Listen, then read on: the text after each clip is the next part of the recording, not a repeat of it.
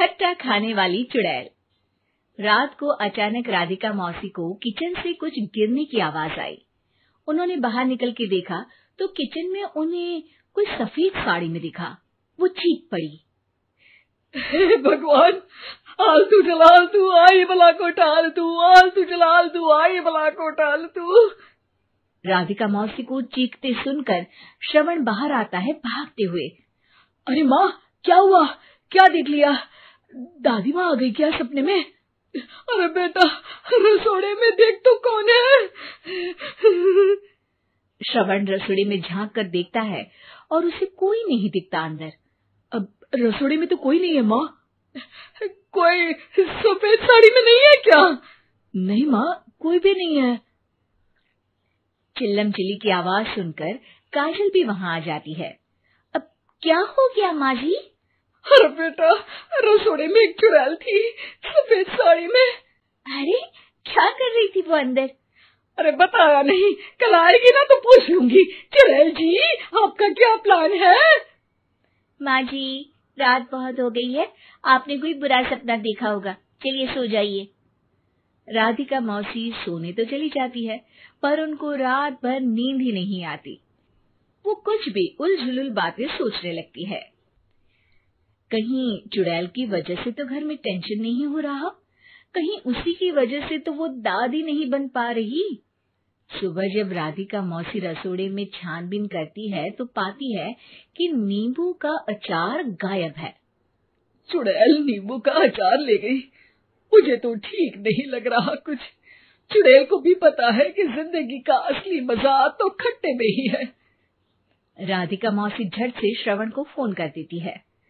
बेटा, मुझे समस्या समझ में आ गई है, हमें एक तांत्रिक की जरूरत है। अरे क्या बोल रही हो माँ, तांत्रिक की क्या जरूरत है? आप पूजा पाठ तो कर ही रही हो ना। आलतू जलालतू मंत्र सारे फालतू जैसे कुछ मंत्र पढ़ो, चली जाएगी अपने आप चुड़ैल। अरे नहीं बेटा, कभी चुड़ैल को कम नहीं समझते।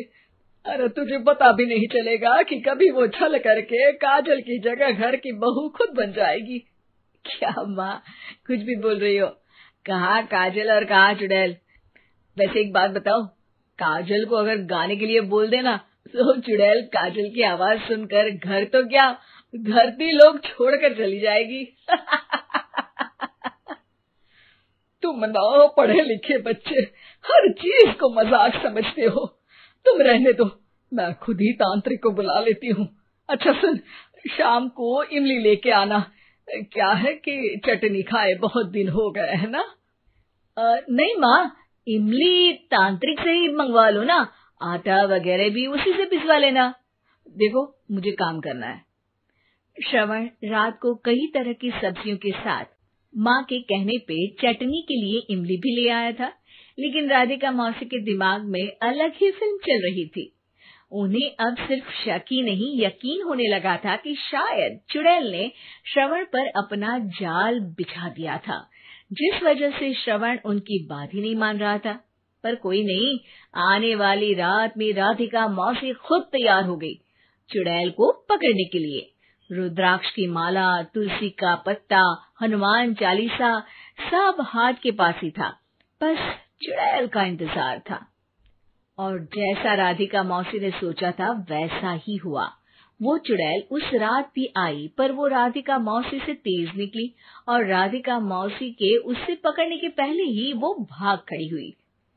जरूर बहू पे साया है उस चुड़ैल का, तभी तो श्रवण के कमरे में गई है। और अगली सुबह राधिका मौसी पिछली रात हुए हमले में किन चीजों का नुकसान हुआ उसका हिसाब लगा रही थी।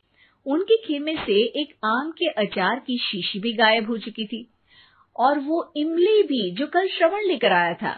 राधिका मौसी इस बारे में सोच ही रही थी कि श्रवण जल्दी से रसोड़े में आकर दवाइयों की पोटली ढूंढने लगता है।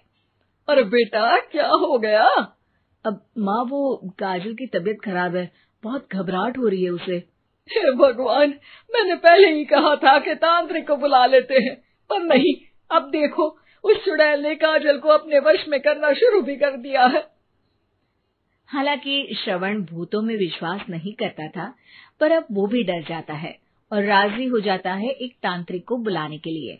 कुछ ही घंटों में तांत्रिक आ जाते हैं और राधिका मौसी तांत्रिक जी को सब बता देती है। घोर संकट, घनघोर संकट, चुड़ैल को मारू जोर चाकट, ओम भट स्वाहा खटखा के आहा। अरे ये क्या मंत्र है? मेरे खुद के ओरिजिनल मंत्र है, कल रात को ही लिखे हैं, अच्छे लगे तो दाद चाहूंगा। एक और मंत्र सुनो, अर्ज किया है आब्राकडाब्रा, दिल्ली बम्बई आगरा, चंदा मामा सोवरले सिरन मामू जारा। ये मंत्र है? अरे कोई 40 वालीसा पढ़ो ना। वक्त कम है, 40 नहीं पड़ेंगे, 20-25 में काम चलाना पड़ेगा। अलग निरंजन जाके लंदन, मुफ्त का मंजान घिस मेरे नंदन। अरे जल्दी करो तांत्रिक जी, जल्दी करो। तांत्रिक अपने उल झलूल मंत्र पढ़ने लगता है। श्रवण को तांत्रिक पे शक होता है। वो अपने एक डॉक्टर दोस्त को कॉल कर देता है ताकि कोई अनहोनी हो तो इमरजेंसी में चीजें मैनेज हो जाए। तांत्रिक धुनी रमाता है, जिसकी वजह से कमरे में काफी धुआं हो जाता है और जिसकी वजह से बहू की घबराहट बढ़ जाती है। अब भागेगी चुड़ैल। हाँ। बहू खांसते हुए धुएं से बचने के लिए बाहर चली जाती है। अरे भाग रही है, भाग रही है। पीछे पीछे श्रवण भी जाता है। बहू एक सोफे पर बैठ जाती है। तभी डॉक्टर दोस्त आ जाते हैं और श्रवण को पानी लाने के लिए कहते हैं। थोड़े चेकअप के बाद डॉक्टर कहते हैं, मेरे हिसाब से जाप का काम पूरा हो गया है। क्या मतलब? अरे कुछ भी नहीं माँ, कोई चुड़ैल नहीं है, खुशखबरी है, अब दादी बनने वाली है। मगर वो सब अचार के डब्बे। श्रवण दोनों अचार के डब्बे अपनी माँ को दिखाता है, जो कि उनके बिस्तर के नीचे छुपे हुए थे। आपने सही बोला था माँ, वो चुड़ैल काजल ही थी जो खट्टा खा रही थी। हमें कल ही पता चला, पर हमने आपको ये तांत्रिक वाला काम करने दिया ताकि आपको भरोसा हो जाए कि भूत वगैरह कुछ होता ही नहीं। अच्छा अच्छा, ये तो बड़ी खुशी की बात है, पर बेटा मुझे एक झाड़ू तो ला दे। क्यों माँ? ये तांत्रिक का भूत उतारती हूँ मैं।